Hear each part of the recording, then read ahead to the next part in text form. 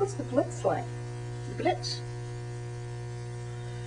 Well, you know, the first day that war was declared, which was 11 o'clock on Sunday morning, my father was out. He was away somewhere because I think a lot of people were moving things out of London, and the siren sounded. Oh, my young sister and I had gone out. We left my mother and sister, so there's a war. We were a little nervous about it. Yes. My father said we were going to be killed like that. So we walked off, and the siren sounded. We were absolutely panic-stricken because we had learned, or we were told, next time the sirens went, it meant an air raid. And so we ran into my friend's house, Billy and I, my young sister, and her father was there, and he was hunting around for his gas mask, and he said to us, "You better go and get your gas mask." And so we rushed out of the house again, and we met an air raid warden, who said, "Where are you two going?" And we said, "We're going home." He said, "You don't have time." So we had to go.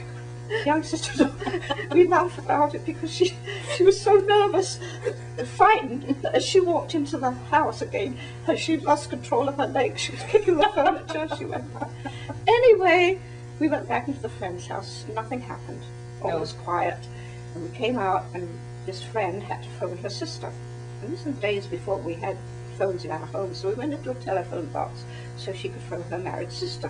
And while we were there, the all clear went. And that frightened us too.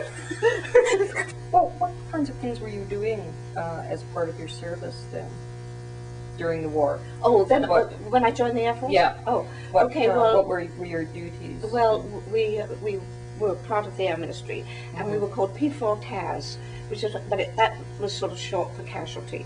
So we dealt, we were over 24 hours a day, and we would get signals in, about the planes, and our particular section had to write up an account of what happened if the plane hadn't come back.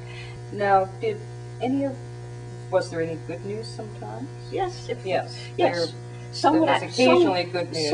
Actually, I can remember more than once. One actually got to Sweden.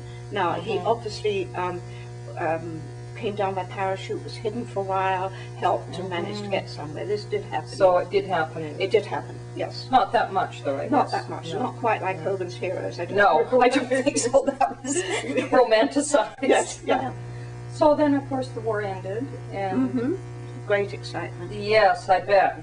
So you were in London, obviously. And then I walked. Well, it ended in '45. I was still in the Air Force. We were both in uniform, and we just walked. We went up to. Walked around Piccadilly, and then we went to Buckingham Palace. And everyone was there. And everyone was there. And you know, they show that so often. Yes. And I always say to the kids, I'm there. You were there. Yes. And then it quietened down, and we slowly walked home, and it was all, morning, and everywhere, everybody was so happy.